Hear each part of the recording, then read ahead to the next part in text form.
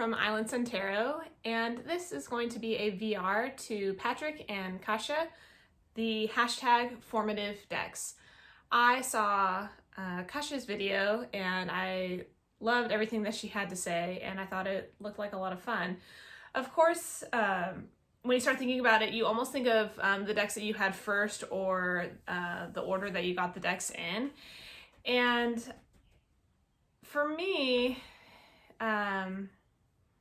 there were a couple of standout ones that really helped me get to where I am today, or that also gave me the knowledge, or in some cases the courage to read with other decks.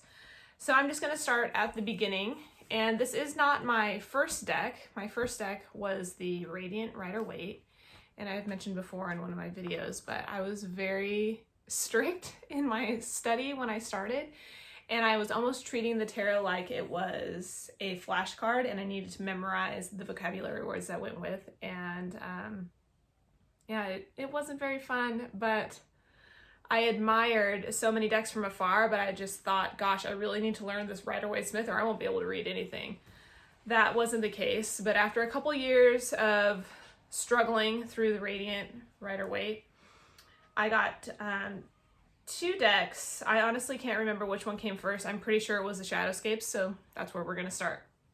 So first I have the Shadowscapes, published by Llewellyn. It's by Stephanie Pumin-Law. I'm really sorry, I know it's butchering the artist's name. And then the guidebook is written by Barbara Moore. So this like light fantasy world, dreamy feeling, after having worked with the Radiant Rider-Waite for a couple of years, this was so refreshing.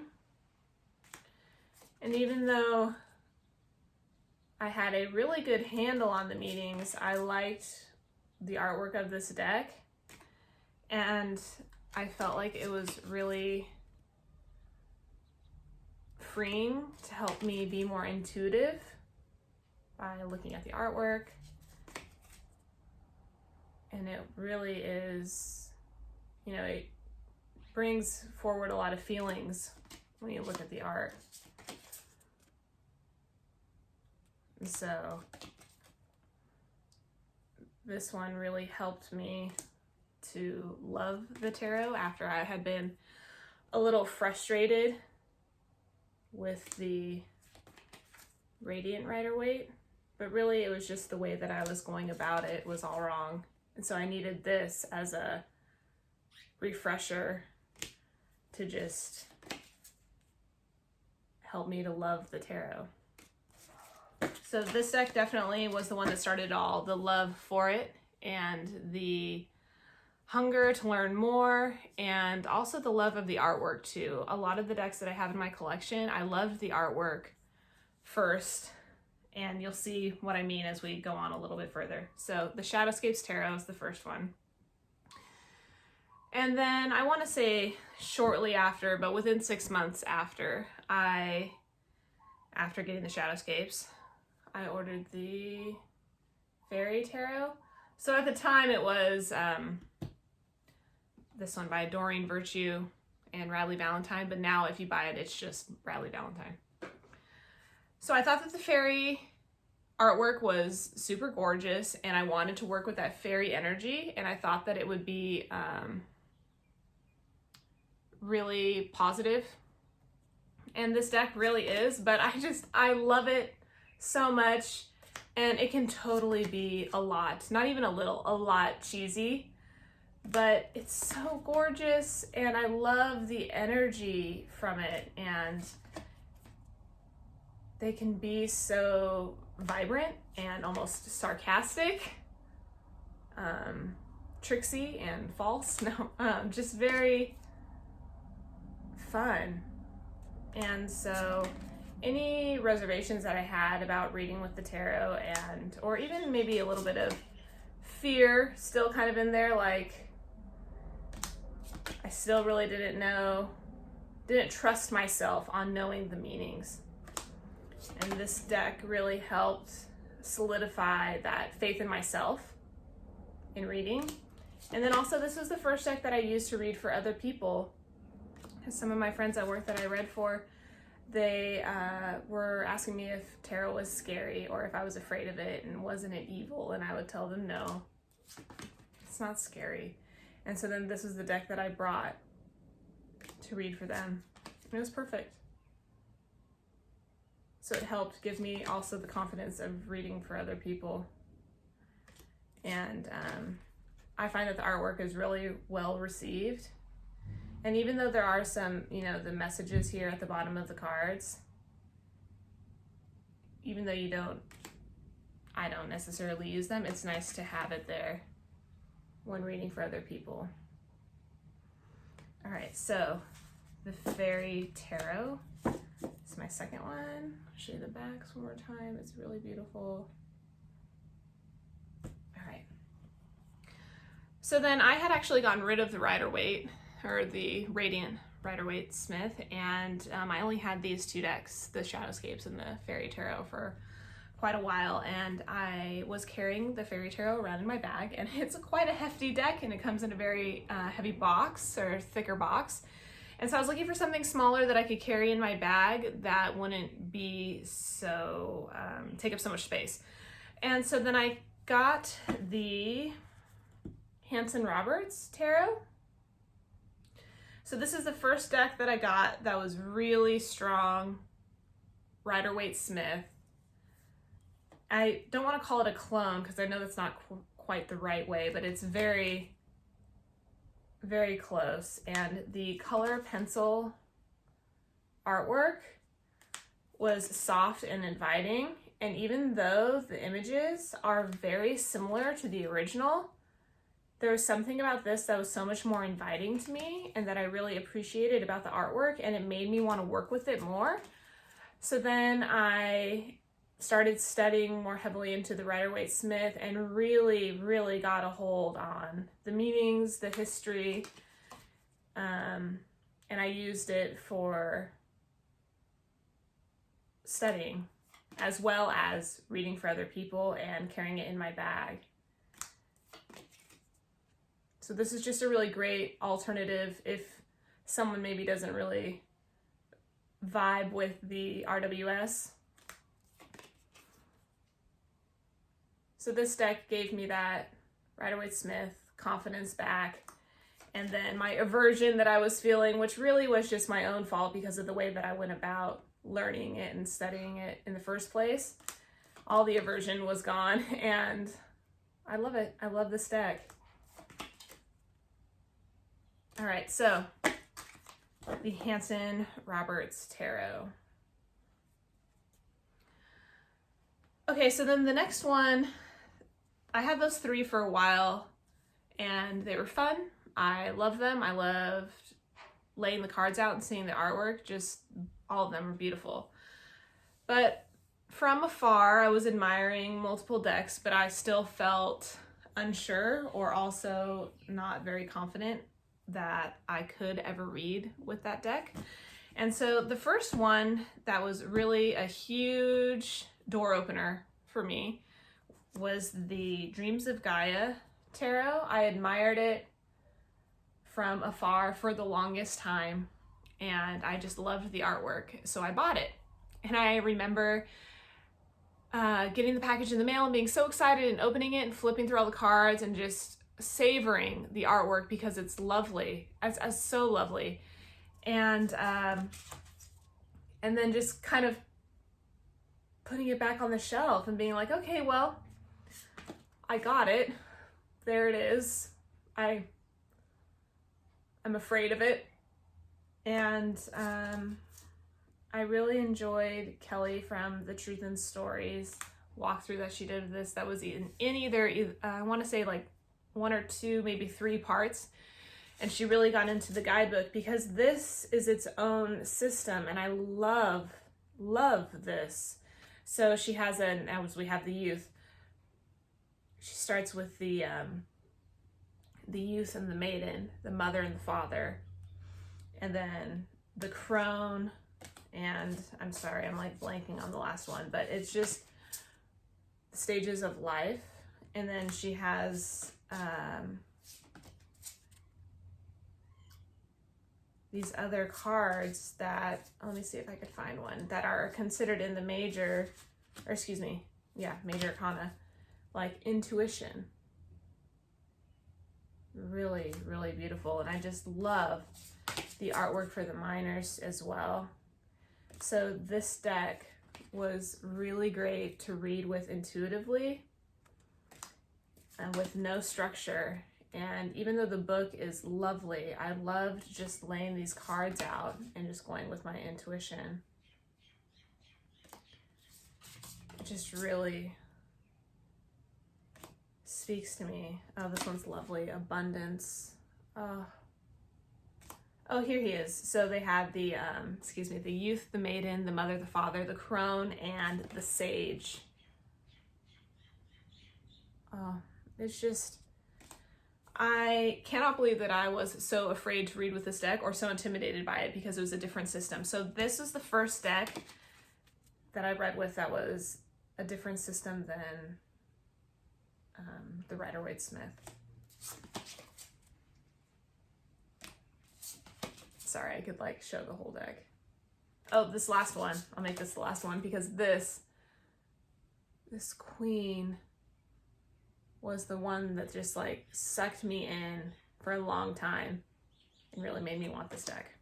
All right, so Dreams of Gaia in its own separate system was amazing, amazing to work with, and it really gave me the courage for these next few decks. And I feel like if I never would have had this deck and just bought it, had it there on the shelf, and it was screaming at me to work with it, to love it, and to enjoy the artwork, I never would have got these other decks that I'm about to show. So, Dreams of Gaia. Okay, so next I have the Animal Totem Tarot by Lisa Robertson. I believe the artwork is Eugene Smith. So I always admired many different animal decks from afar, thought they were gorgeous, and also thought, how am I going to read the strength card with an animal? Maybe that's an easy one to say, but you know what I mean. Like, how am I going to read Two of Swords with a piper, you know, a bird? And so that's what made it kind of scary. But then having the Dreams of Gaia made me feel like, oh, I can do it. It's fine. So I got this deck and I love it. This is one of my go-tos. I couldn't imagine my life without it. I love the animals that they've chosen for each card. And I know I've said it before and I'll say it a million times, but they really, the thoughtfulness that went into that is really great. And after reading more intuitively with some of these other decks, it was nice to use the guidebook for this one. And it's gorgeous the way that it's written and the way that it's set up. There's, you know, a message from the animal. Then there's a good chunk about the card, maybe what's going on in it. And then they have it broken down into business, health, and relationships. So there's a couple different categories and it gives you a different view on the card per each category. And it was just for an introduction into an animal deck. This was really great. Oh, he's so cute. And again, I could probably sit here and show the whole deck. So one last one. So this definitely started my animal deck obsession. And as I thought about what decks I was going to pull for this hashtag formative decks, I realized that 60, maybe more % of my collection is animal based. And it was all because of this deck. So the Animal Totem Tarot. So all along through all of these, I wanted to learn to read Marseille because I wanted to learn the numerical meanings. And I'm sorry, but all the older Marseilles, I just really couldn't see myself purchasing it just to work with it and maybe getting frustrated and not liking the artwork. And so I got the Marshmallow Marseille almost the second that it came out and did a really quite a long study with learning Marseille. And this deck, oh, I love it so much. It really just helped me, I don't want to say break away, because I still love reading with all my Rider-Waite-Smith themed decks, but this just gave me so much more depth and meanings to my readings, being able to know the numerical meanings as well as Rider-Waite-Smith. And this deck is so cheeky. It's so cute.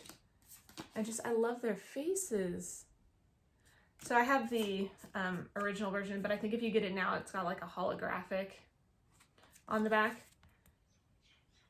Oh, it's so sweet and really beautiful. It was really fun to work with and study with. And nothing about this deck ever made me feel like, oh gosh, I want to just put it away. I can't today. I don't want to work with it. No, I always wanted to work with it. I always wanted to put the cards out. Colors are just beautiful. And then I also love the classic way that they have these for 10. That's lovely. I love it. It's so beautiful. Sorry, let's do one more. Let's see if I can find oh, this one's cute for the Chariot. One of my favorite cards for this deck. Of course, it'll probably be like the last one. Watch. Oh, and the Pentacles. I don't think I've shown the Pentacles yet, but super beautiful. Let's see. Ah, here we go. The Moon card. Isn't that just so sweet? I love it. Okay, so the Marshmallow Marseille was my first Marseille deck. And now I only have 2. And the second one is the Siren Marseille that they put out. This is the Wandering Oracle. So anyways, the Marshmallow Marseille. So the last deck that I have to show, I love it. I absolutely adore it. It just sings to me, and I cannot believe I waited as long as I did to buy this deck, because I admired it from afar for so long. And I always loved the artwork, and I just couldn't bring myself to get it because I didn't know if maybe I would read with it, and maybe I didn't want it to be one of those decks kind of like the Dreams of Gaia where I let it sit for a while. I wanted to order it, receive it in the mail, and just love it instantly, and I just felt like I love the artwork, but I don't know. I was still unsure. But it's the Star Child Tarot, and I got the Akashic version.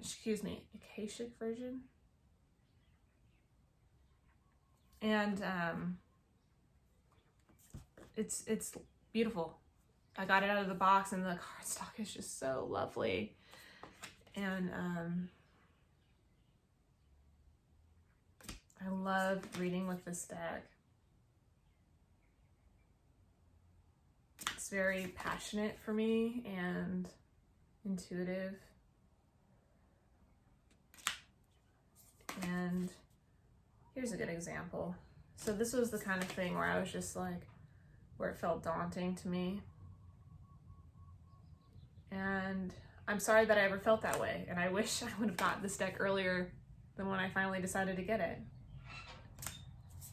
This same kind of thing where it's, you know, a little pippish, still gorgeous. But I'm so glad that I studied with the Marshmallow Marseille, and I just finally took the leap and not being afraid of reading a card that just has 5 swords on it.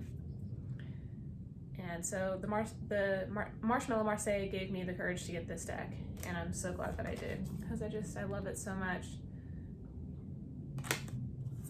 So many of these cards, they just suck you in. The artwork is really gorgeous. Sorry, this is another one of those ones where I could just sit and show every single card.